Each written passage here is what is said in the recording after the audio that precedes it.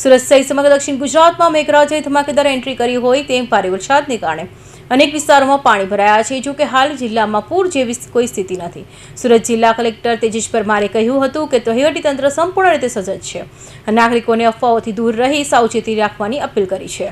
સુરત સહિત સમગ્ર દક્ષિણ ગુજરાતમાં છેલ્લા 2-3 દિવસથી વરસાદ વરસી રહ્યો છે. અનેક વિસ્તારોમાં વરસાદી પાણી ભરાવાની સ્થિતિ સર્જાઈ હતી, પરંતુ સંબંધિત વિભાગોએ સમયસર કામગીરી કરીને મોટાભાગના સ્થળોએ પાણીનો નિકાલ કર્યો છે.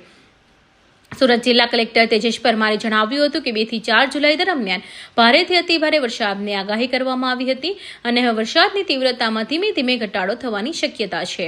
જિલ્લા વહીવટીતંત્ર હવામાન વિભાગની આગાહી પર સતત નજર રાખી રહ્યું છે અને તમામ જરૂરી પૂર્વ તૈયારીઓ પણ કરી દેવામાં આવી છે.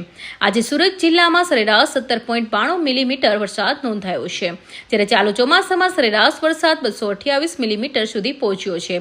સૌથી વધુ વરસાદ અંબિકા તાલુકામાં 389 મિલીમીટર, પલસાણામાં 362, મહુવામાં 352, બારડોલીમાં 309 અને ઉમરપાડામાં 298 મિલીમીટર નોંધાયો છે. ભારતના હવામાન વિભાગ અમદાવાદ દ્વારા જાહેર કરવામાં આવેલી આગાહી અનુસાર જિલ્લામાં 2 તારીખથી 4 તારીખ સુધી ખૂબ જ ભારેથી અતિભારે વરસાદની સંભાવનાઓ વ્યક્ત કરવામાં આવી હતી. જેના અનુસંધાને અત્યારે આજની સ્થિતિએ જોઈએ તો ચોમાસામાં જિલ્લાનો કુલ સરેરાશ વરસાદ અત્યારે 228 મીમી નોંધાયો છે, જેમાં સૌથી વધારે વરસાદ અંબિકા તાલુકામાં 389 mm, પલસાણામાં 362 mm, મહુવામાં 352 mm, બારડોલીમાં 309 mm અને ઉમરપાડામાં 298 mm આ વરસાદ ચાલુ ચોમાસા દરમિયાન અત્યાર સુધી એટલે આજની 10 વાગ્યાની પરિસ્થિતિ મુજબ છે. છેલ્લા 24 કલાક અને 48 કલાકમાં જિલ્લાના કેટલાક તાલુકાઓમાં ભારે વરસાદ થયો છે. અત્યારે આમ જોવા જઈએ તો કોઈ ભયજનક સપાટી ઉપર કોઈ પણ આપણી નદી કે ડેમ કે જળાશય નથી અને હાલમાં કોઈ પૂર જેવી પરિસ્થિતિ પણ અત્યારે જિલ્લામાં કોઈ જગ્યાએ નથી. તેમ છતાં પણ આપણે સતત જળાશયો અને નદીના જળસ્તર ઉપર સતત આપણે દેખરેખ રાખી રહ્યા છીએ. કેટલાક નીચાણવાળા વિસ્તારોમાં પાણી ભરાવાની ફરિયાદ સ્થિતિ સર્જાઈ હતી, જેના ઉપર પણ અત્યારે અલગ અલગ સંબંધિત વિભાગ દ્વારા તેના માટેની કામગીરી કરવામાં આવેલી છે. હજુ સુધી કોઈના સ્થળાંતરની જરૂર આપણને પડી નથી. કેટલાક કાચા મકાનોને નુકસાન થયું છે, એ સિવાય કોઈ જાનહાનિ મોટી કે વ્યાપક નુકસાનનું નોંધાયેલ નથી. તૈયારીની વાત કરીએ તો જિલ્લા ઇમરજન્સી ઓપરેશન સેન્ટર આપણું 24/7 કાર્યરત છે. તમામ તાલુકાના કંટ્રોલ રૂમ પણ કાર્યરત છે. એ સિવાય સુરત મહાનગરપાલિકાનો ફાયર વિભાગ, કામરેજનું ERC સેન્ટર તેમજ તમામ નગરપાલિકાઓના ફાયર વિભાગ પણ બચાવ અને રાહતની કામગીરી માટે સંપૂર્ણ સુસજ્જ છે.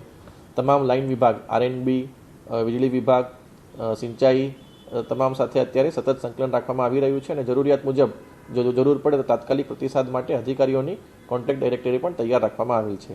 હું સુરતના તમામ નાગરિકજનોને વિનંતી કરું છું કે હવામાન વિભાગની આગાહી અને જિલ્લા વહીવટીતંત્રની સૂચનાઓનું પાલન કરે. ભારે વરસાદ દરમિયાન બિનજરૂરી મુસાફરી ટાળે. નદી, નાળા, કોઝવે અને પાણી ભરાયેલા માર્ગો પાર કરવાનો પ્રયત્ન ન કરે અને અફવાઓથી ખાસ કરીને દૂર રહે અને સત્તાવાર માહિતી પર જ વિશ્વાસ રાખે. અને કોઈ પણ ઇમરજન્સી કે મુશ્કેલી હોય તો જિલ્લા કંટ્રોલ રૂમ અથવા સ્થાનિક તંત્રનો તાત્કાલિક સંપર્ક કરે. સુરત ડિસ્ટ્રિક્ટનો જે હેલ્પલાઇન નંબર છે એ 1077 છે, જે ઇમરજન્સી સિચ્યુએશન માટે આપણે યુઝ કરી શકીએ છીએ. એટલે અત્યારે હાલ ભારે વરસાદ અલગ અલગ તાલુકામાં નોંધાયેલો છે, પરંતુ અત્યારે કોઈ ભયજનક અત્યારે કોઈ પરિસ્થિતિ નથી અને વહીવટીતંત્ર તૈયાર છે અને કંઈ પણ પ્રકારની મુશ્કેલી આવે તો અમારું જિલ્લાની તમામ નદીઓ, ડેમો અને જળાશયો હાલ ભયજનક સપાટીથી નીચે છે અને પૂર જેવી કોઈ સ્થિતિ નથી. તેમ છતાં દરેક જળાશય અને નદી પર સતત નજર રાખવામાં આવી રહી છે. મહુવા તાલુકાના 2 ગ્રામ્ય માર્ગો પર પાણી ફરી વળતા વાહન વ્યવહાર અસ્થાયી રીતે બંધ કરવામાં આવ્યો છે અને વૈકલ્પિક માર્ગોની વ્યવસ્થા કરવામાં આવી છે. પાણી ઉતરતા જ માર્ગો ફરી શરૂ કરવામાં આવશે. જિલ્લામાં 24 કલાક ઇમરજન્સી ઓપરેશન સેન્ટર કાર્યરત છે. ઓલપાડ ખાતે NDRF અને માંગરોળ ખાતે HDRF ની ટીમ તૈનાત રાખવામાં આવી છે. ફાયર વિભાગો અને બચાવ દળોને પણ સંપૂર્ણ સજ્જ રાખવામાં આવ્યા છે.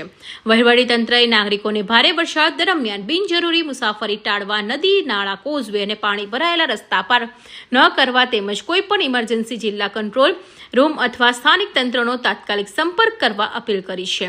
સાથે જ અફવાઓથી દૂર રહી સત્તાવાર માહિતી પર જ વિશ્વાસ રાખવા પણ અનુરોધ કર્યો છે.